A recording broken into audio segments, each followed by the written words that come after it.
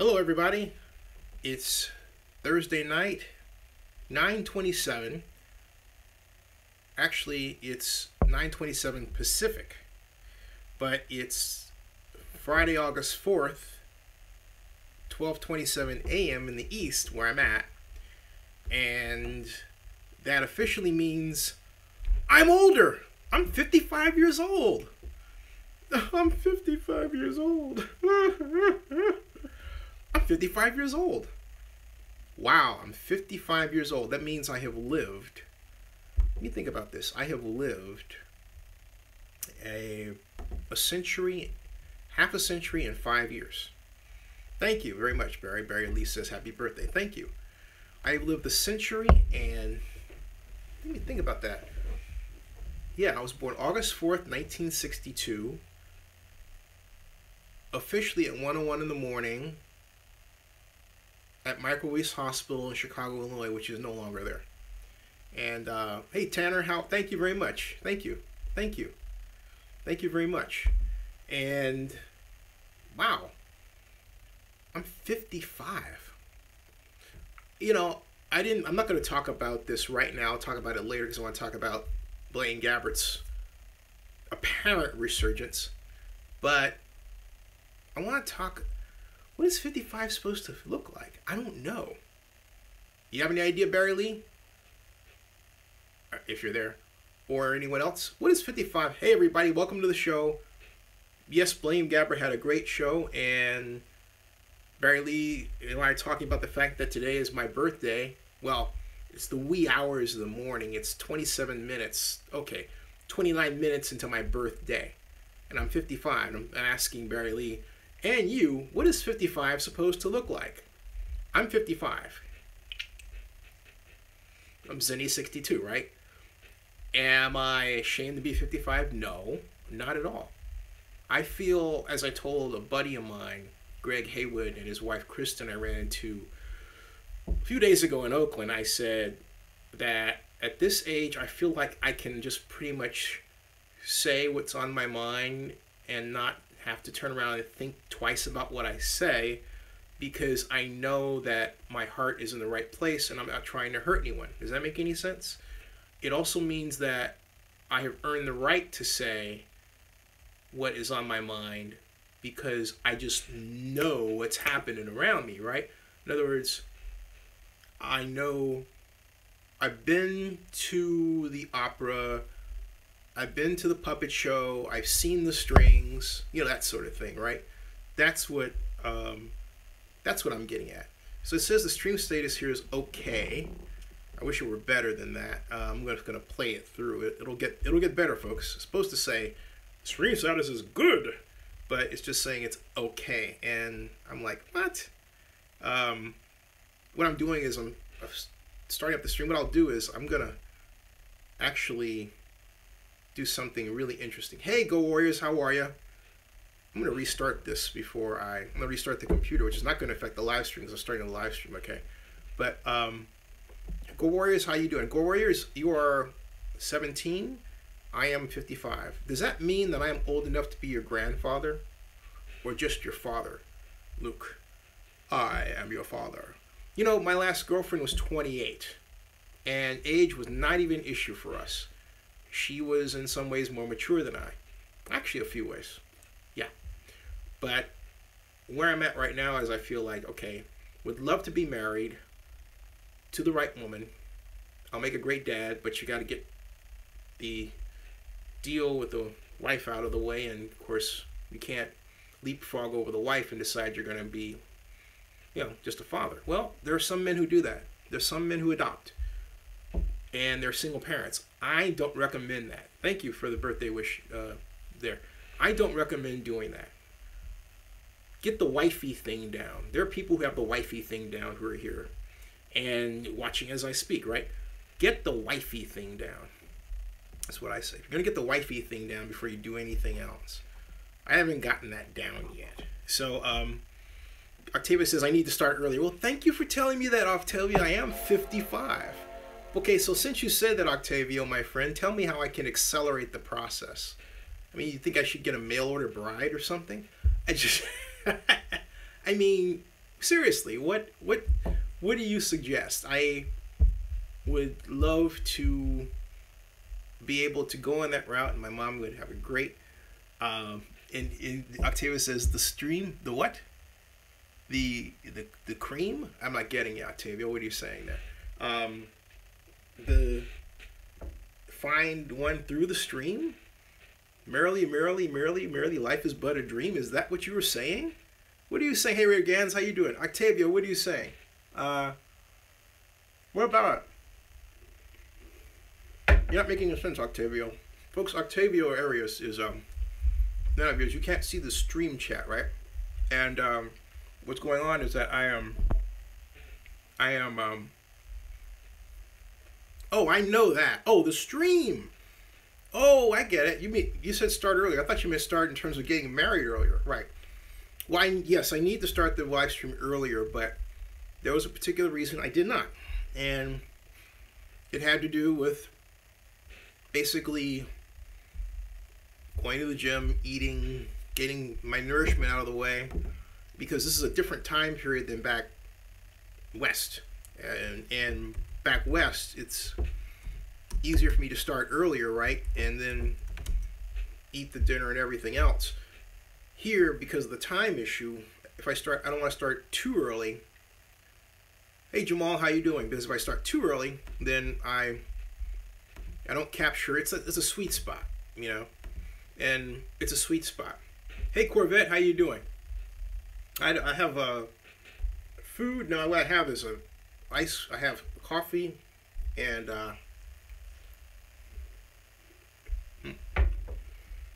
cookie. A very good cookie.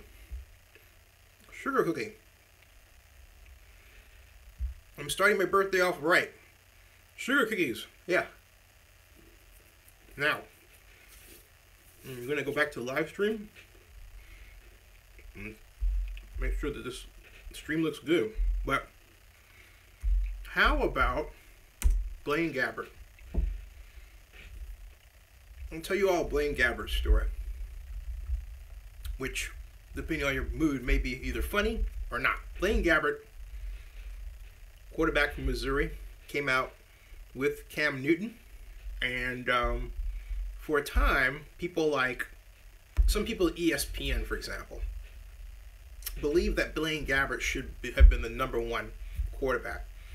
And basically, I saw the Senior Bowl with a guy from Nevada named Colin Kaepernick. That's right, Colin Kaepernick. Colin Kaepernick outplayed Blaine Gabbert in the Senior Bowl. And I said that he outplayed everybody. I said, a number of people said, hey, you know what? Colin Kaepernick is the man. Colin Kaepernick is better than, in fact, I stand corrected. He did not play Blaine Gabbert in the Senior Bowl. He was the best quarterback in the Senior Bowl. But given his performance, I felt that Colin Kaepernick was better than Blaine Gabbert, and I wrote as such on the website of the San Francisco Chronicle. And I also wrote that Gabbert wasn't as good as Kaepernick and certainly not as good as Cam Newton. During that time, there are a number of people who felt that the Carolina Panthers should have drafted Blaine Gabbert #1. They did not. The sad part of it all is it was made into a racial battle. Cam Newton was, by all accounts, the star quarterback to come out, regardless of color. But USA Today, among others, made it a black issue. And there was a guy that Noel Nowrosky, who wrote some very nasty things about Cam Newton. And Mike Mayock of NFL Network had the nerve to question Cam Newton's heart. You heard what I said. Question Cam Newton's heart, okay? I'll repeat that. Mike Mayock on television questioned Cam Newton's heart. A number of people, mostly black, just tore a new one to Mike Mayock. It was a horrible thing for a man to question a young man's heart coming out of college when he's the top pick of the NFL draft. They were trying to figure out anything to say against Cam Newton because, allegedly that Cam's dad had gotten $100,000 something from Auburn, and then they said that Cam robbed something, and that was never even proven at all. So they made up all this stuff about Cam, but they didn't rest there. I'm saying about the media, okay? The media, instead of what the media did was that they said, hey, I got your suggestions down, by the way, as far as time. Folks, my viewers want me to start at 8 o'clock and Pacific Standard Time, which is 11 o'clock Eastern. We'll see. This time slot kind of works for me given the other part of my life. But you know what? But I do hear what you're saying, and so as a result, I'm going to find a creative way to make that fit. But I digress. Back to Cam Newton and Blaine Gabbert. I wrote a guy at USA Today named, I believe his name was Jim. Jim's last name slipped my mind, but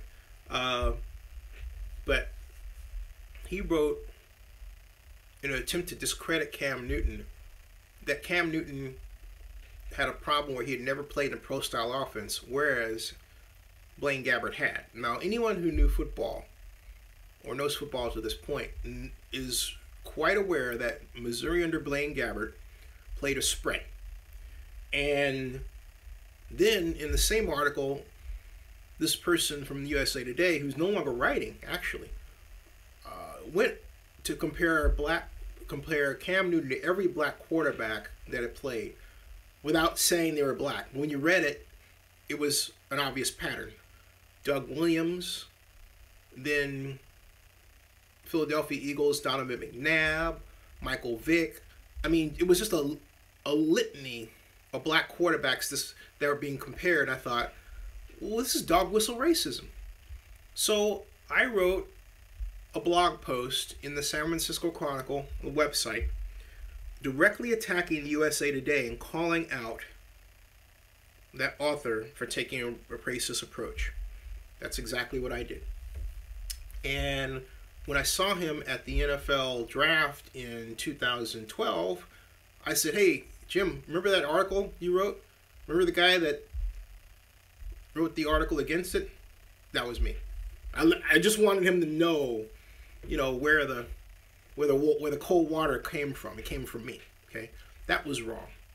Blaine Gabbert was basically being used as a tool and propped up, almost, frankly speaking, as like the Great White Hope. That's how it was, folks, against Cam Newton, who's like this, they characterize him as the bad black guy. There were a number of instances of that kind of behavior among media types just leading up to the NFL draft, okay? And that was going on a lot. So, it was so bad that, for example, they had said that Blaine Gabbert never had any run-in with the police. That wasn't true. He went to a bar, got into an altercation. He was detained but never arrested. That was reported by one news publication. That happened December 2010. Everyone kept it quiet. Had Blaine Gabbert been black, that would never have happened. You and I both know. Just look at Gary and Conley. You and I both know that if something like that happened to someone black, it would have been all over the place. Headed to the NFL draft, all this stuff, absolutely, okay? So, basically, it started people to really look at Cam Newton. And they realized that Cam is a heck of a talent. Talking about a Heisman Trophy winner, okay? Cam Newton was selected #1 by the Carolina Panthers. His first year out, he had over 4,000 yards passing. I believe at the time was a rookie record.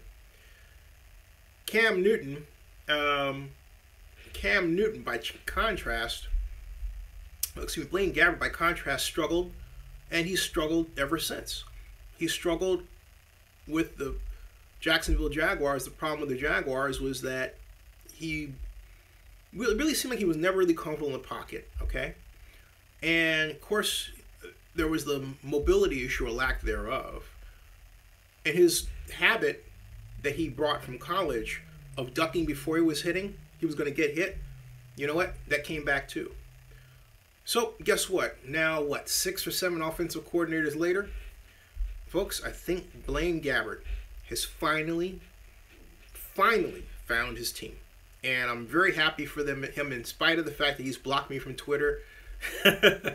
Because, hey, I think Blaine knew that I was the instrument to telling the truth. Not about saying anything bad about him, no. But just telling the truth about these problems in terms of race. And how Cam Newton was being held up as this bad guy. He was being held up as a guy that was better than Cam Newton when he knew it wasn't true. And Blaine Gabbert himself could have stepped forward and said, you know what? This guy deserves what he gets. And I'm going to fight for what I want. But he didn't do that at the time. He didn't do that at the time. So, that was then, this is now. Blaine Gabbert. Hey, thank you for the birthday wish. Blaine Gabbert is now truly a great NFL quarterback, at least for this one game. Now, let's take a look at what he did. And when I take a look at that, then I'm going to go back to some other information I want to share with you that I probably should have put into a different title. But you know what? I didn't. Okay? I didn't. I'm looking down right here at the screen because I'm adjusting things here. And what I'm looking for right now is the readout on the final numbers. Hey, Ruben, how you doing? For the game, and I thought it was impressive. Now, first of all, the score was Dallas 20, Arizona 18. Hey, Barry Lee, can you tweet this out? Hashtag NFL, please. Thank you. And it says, boys open boldly in Hall of Fame game. They won one for, that's right, Jerry Jones, who's going to be inducted in the Hall of Fame on Saturday. And I think it's a great honor for him. Okay? But this headline, it's too bad this was the headline. The headline is, boys boldly open the Hall of Fame game, right? Cowboys 20, Cardinals 18. To the winner go the spoils. But what this masks is the fact that in the first quarter, it was Arizona 15, Dallas 7. And basically,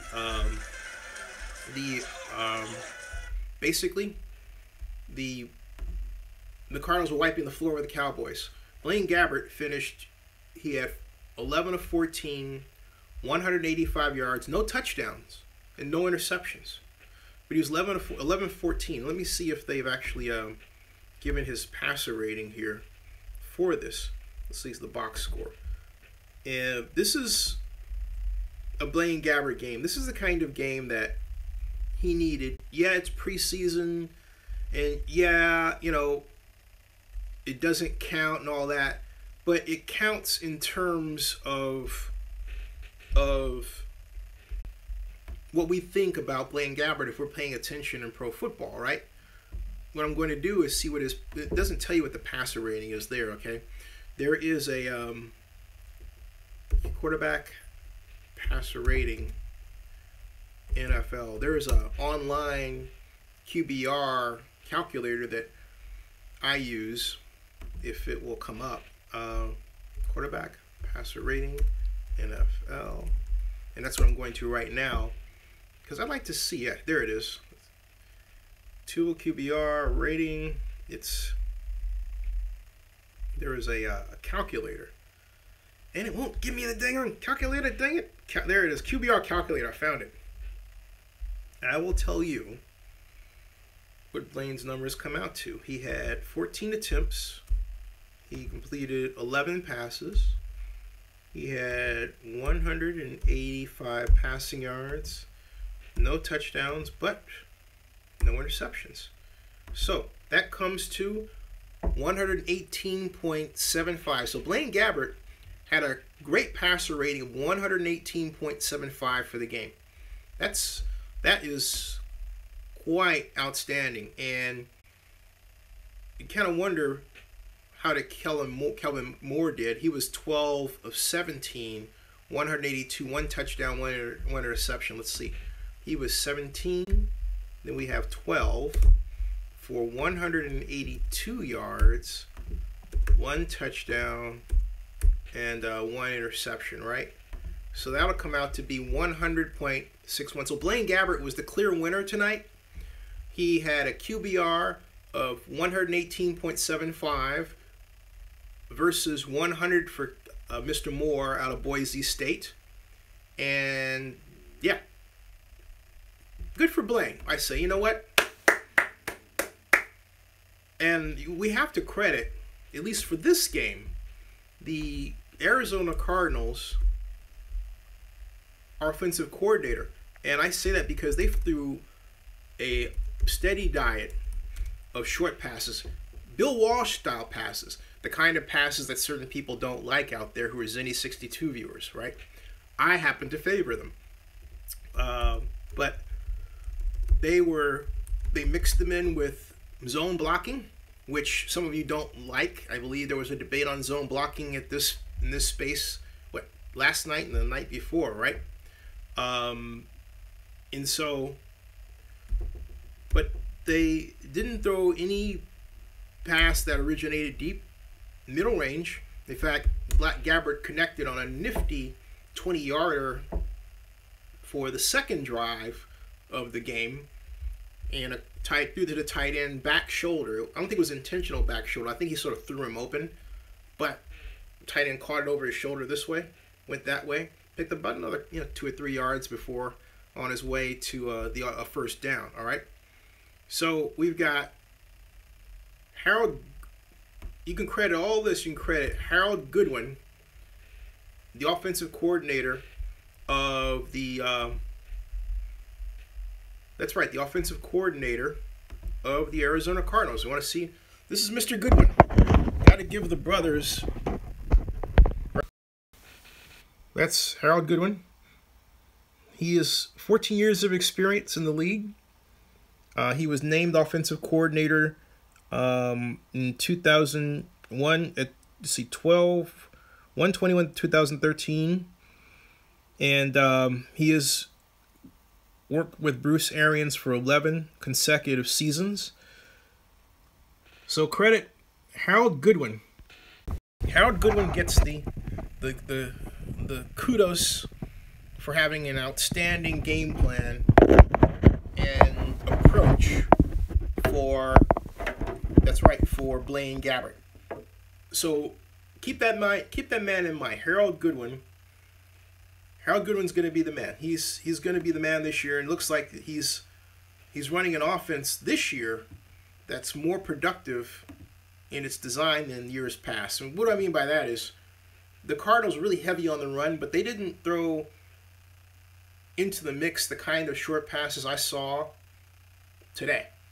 And so this marks a clear maturation in the design of the Cardinals offense under Harold Goodwin. Is it Goodwin or Godwin? I'm going to say Godwin. Godwin. And now I'll get to your comments, at least the ones that are to be read. Blindside Interception says, hey, Zinni, in your opinion, who was the best NFL owner, past or present? Ooh, I like this one. The best NFL owner, past or present? The best NFL owner, past or present? And Barry Lee, yes, I did like the renovations at Tom Benson Stadium, and God bless Tom Benson and for being honored the way he was. Let's see here. And yeah, Rick Geis, I know it's against, we hear us about old third stringers and against no, look, preseason matters, but not in the same way as the regular season. I'll explain that in a second. I want to answer Blindside's question. And so Octavio Arias, by the way, is an anti-Amari Cooper guy. That much is certain. Octavio says, Amari Cooper is showing his colors in training camp. Cordell Patterson is going to get his spot. And Mr. Blackman, how are you? And Mr. Ortiz and Barry is here. As I said, Blindside says, I'm hearing they want Cam to stay in the pocket more. I don't think he's in trouble, okay? at that. I don't think it's trouble. Hey, John Davis says he doesn't know much outside Raider football. Well, stick around because you're going to go more. I will teach you. Yes, you have come to the class. Welcome to my class. Now, no, Rick Rice, you are the man. And I'm not saying Carson Palmer's job is on the line, by the way. No, I am saying that Blaine Gabbert, for his personal growth, really came a long way tonight. He looked like the kind of quarterback a number of people thought he was coming out of college and into the NFL. That's how he looked. It was more than comfortable in the pocket. It's like he knew where to go with the ball. Okay? He wasn't guessing. And that comes with experience and knowledge. And the appropriate physical ability to pull it off. Plus great line blocking. Plus great scheme call. You get the idea. All that has to come together to produce the outcome we saw tonight. Too bad he didn't get the win, but we all know who the driver was. It was Blaine Gabbert and Harold Godwin. It really was. Hennessy is back. He's changed his name from Maniac 5900 to Hennessy, by the way. And all of you are saying, start this show. I'll get it. Okay. I get it over my... All right. Everybody's like... and Barry Lee says, no mail order bride because they use you for a green card. Interesting. Actually, you don't have to have that case with a mail order bride, but anyway, I digress. Now, getting back to the question that was put toward me regarding the best owner past or present, which I deliberately kind of, push back with other commentary because it's a difficult question. Okay, best owner past, I would say it's a tie between Clint Murchison of the Dallas Cowboys and Al Davis of the Oakland Raiders. Now you would say, what's my demarcation point? Okay. My demarcation point is the 1981 season. You would say, why 1981? Because that was the season when the Raiders moved to LA officially. That was, I think it was our last year as a Raider team in Oakland. And to me, it was the beginning of the end of the greatness of the Raiders from an ownership perspective. That LA move should never have happened. To me, that's a blip, an aberration. It's like a sea monster that gave birth to an urchin. You know what I mean? It just one of these things that you think, what? That actually happened, right? That's how I look at it. Okay. Clint Murchison of the Dallas Cowboys is someone you never heard of because Clint Murchison would never put himself in the public eye. Clint Murchison was, to me, what an NFL owner should be.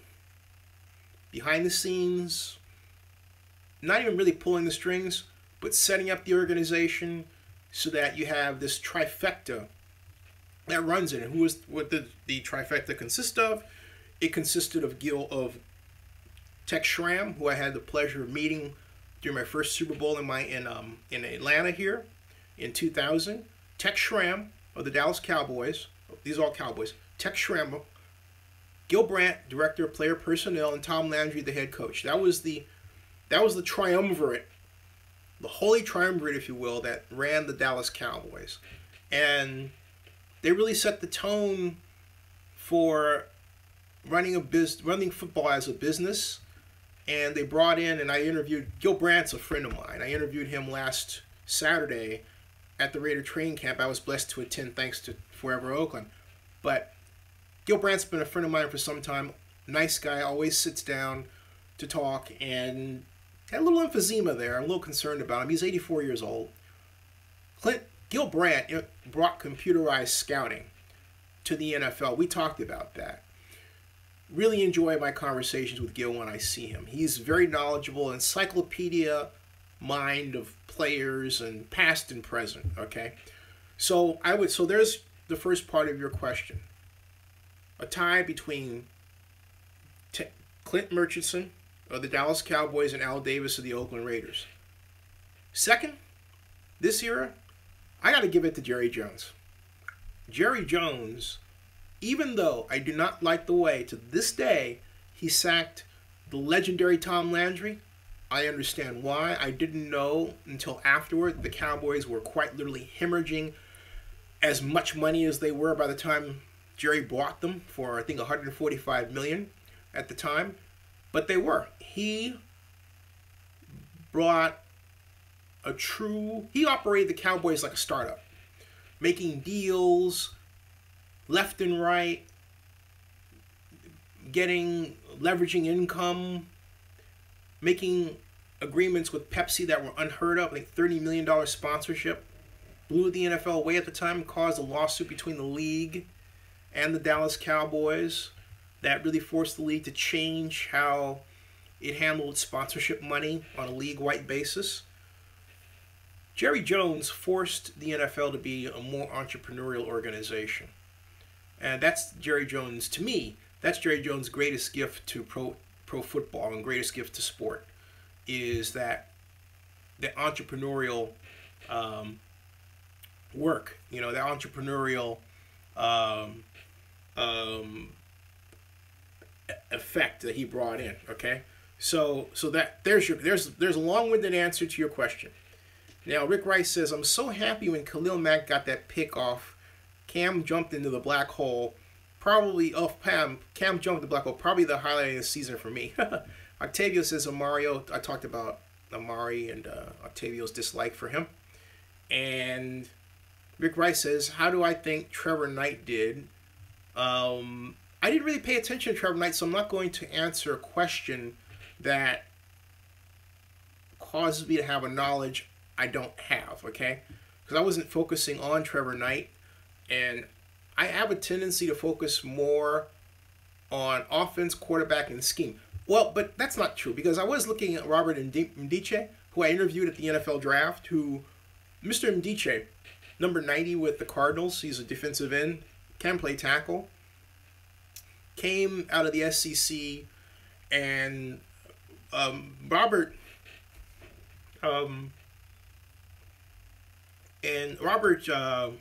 so we're trying to find the words to describe what he went through, and he basically was found with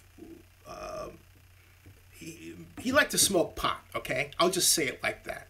I think I can say this. All right, he liked to smoke pot, and it got him into a rather embarrassing situation. And he was born in Georgia, but I believe he attended Auburn, and was a standout SEC player. But he attended Ole Miss. Okay, I'm sorry. In fact, he was one of those recruits that Hugh Freeze managed to snag, and everyone turned around and said, well, hey, how do you get that kind of player, right? That was Robert Mdiche. But what Robert did just prior to the SEC championship is he was a little high, and he wound up falling from an apartment, I believe, and it was December 15th. Yeah, this is it right here. He got in an incident and wound up in a hospital. It was here. It happened here. He fell from a 4th floor window of the Grand Hyatt in Atlanta in Buckhead. He was conscious and in stable condition when officers arrived to the scene, at which time he was transported to Greater Memorial Hospital. He was fine, but the officers found marijuana in his room, and he got charged for possession as a result. And so when I interviewed him, you can see my interview with Robert Mdiche on Zenny62 on YouTube here during the NFL Draft.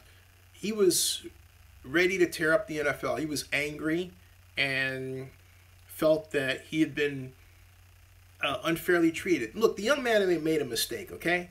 That he was, 19? He made a mistake, okay? And so I say that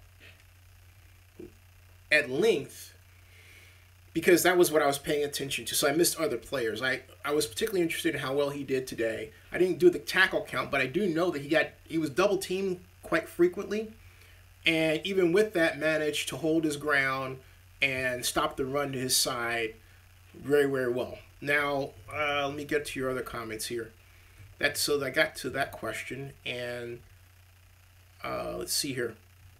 I believe Lightning says I got to run for public office. You know, I'll get to that in a second. And Light says, dude, why don't I run for mayor? You know, yeah. Oh, and Blind says people are also really high on the late Mr. Rooney. You know, that's a great point about Art Rooney. And I don't mean to take anything away from the Steelers' great owner, but a lot of people focus on Art Rooney because of the 4 Super Bowl wins. But when I think of Al Davis and the Raiders, I think of how Al quite literally forced the shotgun marriage, or created the shotgun marriage between the AFL and the NFL. That was Al Davis. And I think of how Al Davis built the Raider brand and gave attention and light to a city, Oakland, no one had ever heard of. I mean, look, Oakland was virtually born, in terms of its growth, out of the San Francisco 1906 earthquake. Adams Point, where I live when I'm back in Oakland, is named for Edson Adams, who was a landowner who set up a kind of a, if you want to, a way station for people who were displaced after the 1906 earthquake, and that was in Oakland. It leads to the song, the Oakland song, you know, where did all the people go when Frisco burned? They all went to Oakland and they never returned, right? That's where that comes from. That's where that comes from. So when I think of Oakland and its growth, and I think of its growth as a city with a national brand, one of the positive custodians of the development of Oakland's national brand was Al Davis. We have to give it to him, Al Davis and the Raiders. Allowing them to move, the courts allowing them to move, or him to move the Raiders to LA, the judges should have been locked up. They should be in jail. So that's why I say Davis, you know, over Mr. Rooney at that time. So there you are. I mean, it's a tough question. Everybody has their favorites. It really does. And Barry Lee says that one viewer, Lyle Lindgren, says I should run for mayor. And, you know, I'm given, right now, my responsibility is, I think, here with my mom. And I'm trying to work out that. And so, as the only child, I'm 55, okay? That's where I'm at right now. Now, if someone comes along and says, hey, look, we want you to be mayor, and they want to put money into a campaign that's substantial, that causes me to, you know, money makes such decisions easier, okay?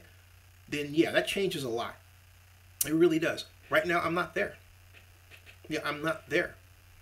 And that's where I'm not there. So, just being candid with you. But I care about Oakland deeply. I feel that Oakland has lost the will and the initiative to complete big projects, particularly, I mean, its government. And we're seeing this in a number of different ways. When I worked for Oakland, and I was talking about this with a politician tonight, I remember Oakland as a can-do city. But the Oakland of this second decade of the 21st century is the one where we saw the West Bay host the Super Bowl, whereas when I tried to bring it, I got every roadblock you can imagine in Oakland. And so what it looked like, to be blunt, is, okay, the white West Bay builds and gets things done, and the brown, or black if you like, East Bay doesn't get it done. And that, to blow, bothers me. And that's right out there before our faces. The rich overdog gets it done, the poor underdog does not. And that's why I fight so hard for Oakland, because Oakland deserves to have a better outcome, a better fortune. We deserve to be able to host Super Bowls and everything else. We deserve to keep our team. Okay, that's why I say that. So Henry Flores says, Zinni, do you know Van McElroy? I would love to have him on as a guest. Hey, Henry, that's a great idea. In fact, investors, I don't know if you got my survey email about topics, but that's a fantastic idea. And by the way, boss, I did see your link. I'm well aware of that news, and I'm going to talk about it in the Las Vegas Review-Journal. I started to run with that, but I thought I'm trying to move more toward a broader talk about the NFL rather than just this, because this channel needs to grow, okay? And it really does need to grow. I mean, to where we have a healthy bit of maybe 500 people a night or something like that. This is the future right here.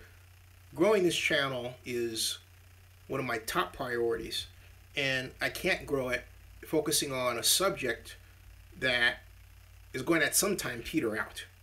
I've got to be broader. And so to that end, Wednesday I'm having my good friend Melissa Rubin back to talk about the Ravens and Colin Kaepernick. She is a die-hard Ravens fan. So mark your calendars for Wednesday at, when I tell you the time, you're gonna be shocked. Yeah. 9 o'clock. We're gonna start at 9 o'clock Eastern. Not late. 9 o'clock Eastern. Because she has a different time zone. So this is going to force everything forward. I'll see you, go Warriors. It's going to force everything forward. Okay? You'll be very, very happy with our conversation. So, we've got, and Octavia says, hey, Zinni, if you want a wife, go to church. Oh, interesting. Yeah, okay. Now, we've got Brian Sue said something. I just passed by that one. And Go Warrior says, here in Denver, pot is legal and I hate it. It stinks. It just gross to smell. And let's see here. Octavio says that at this point in time, I can't get picky. Says you. So now Boo Boo says, why don't we cut Smith? Harry Flores says, I got that part. And Donis says, nothing's wrong with ganja. And Mimel Scott, how are you? He says, FYI, I'm here trying to triple task. You're trying to do triple duty at work. Wow, that's a tightrope walk, Mimel, right? Like that, yeah. Let's see here. Donis says, Al Davis hated the merger.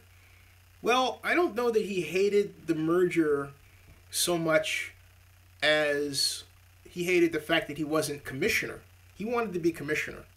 Okay, so it wasn't so much that he hated the merger. If there were a merger and he were a commissioner, he would have been happy. But I'll say that the best thing to come out of that, frankly speaking, was Pete Rozelle as commissioner. Because he created this oneness, this revenue sharing that without its existence, the NFL would not be around by now, let alone as large and powerful as it is.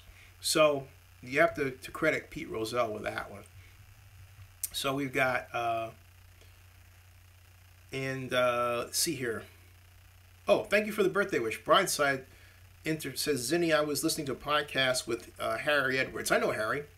Harry helped me try to bring Super Bowl to Oakland. He said he discussed the main reason he came to the West Coast for college. A young coach made news because he had a black quarterback and a Jewish captain. Ah, yeah. I believe that guy, was that Al Davis? So we've got, Blind said the coach got death threats all year. The next year he stuck with the same quarterback and Jewish captain besides the threats. Harry Edwards said he realized he needed to go to that school. The coach was Al Davis. Not surprised. I know that story. And Octavio says Al Davis was a pirate. He made the move as circumstances presented to him. Remember, he wanted to be like the Yankees. In order to do that, he wanted a large market to achieve that, which doesn't exist in Las Vegas, does it? And Octavio, that's a great point. And Jose Rubio says, happy birthday. Thank you very much. Much appreciated. And now, let's talk about an article that I'm very much aware of, that Bausman tried to make me aware of while I was talking via text, thinking I didn't know about it. I did. But it is, I'm going to talk about it. And then what I'm going to do is make a video about it separate. In fact, I'm kind of wryly toying with the idea of, you know what I'm going to do? Hey, folks, I've never done this. Well, it's 1:12 at night. Let me throw this out there, right? Hey, folks, I have an idea. I want to talk about Las Vegas Stadium Authority news, okay? So why don't I stop this live stream and start a new one with that? What do you say? Only take 4 minutes. Now, for those of you who say that's cool, just write yes, yes, yes, yes, yes. For those of you who say no, put no, no, no, no, no, and I'm waiting. I realize there's a delay here. So, what do you say? So we might lose some of you, but we'll get you back. It says yes. Brazley says yes. John Davis says why? Well, the reason is that, John Davis, is because I want a video about that specific subject matter, and it has to do with the fact that the Raiders are going to be forced to spend a lot more money on parking, which I had predicted, and off-site transportation. I predicted $450 million. A number of people said that I was wrong. Looks like we're headed toward that, okay? So, numbers say yes, yes, yes. Center says meta tags. I got the meta tag thing down already, but that won't save this. And the blind side says it's my world, and it's our world. I have you all investors. You all come. You take your time. You come here. Mel Scott's at work listening, thinking, "Thank God it's anywhere." You know. So, okay, folks. I'm gonna go off. I'm gonna switch. I'm gonna switch. Okay, and right now. Okay. So I will kill this one. I'm gonna be back in 4 minutes. 4 minutes. I'll see you in 4 minutes to talk about Las Vegas.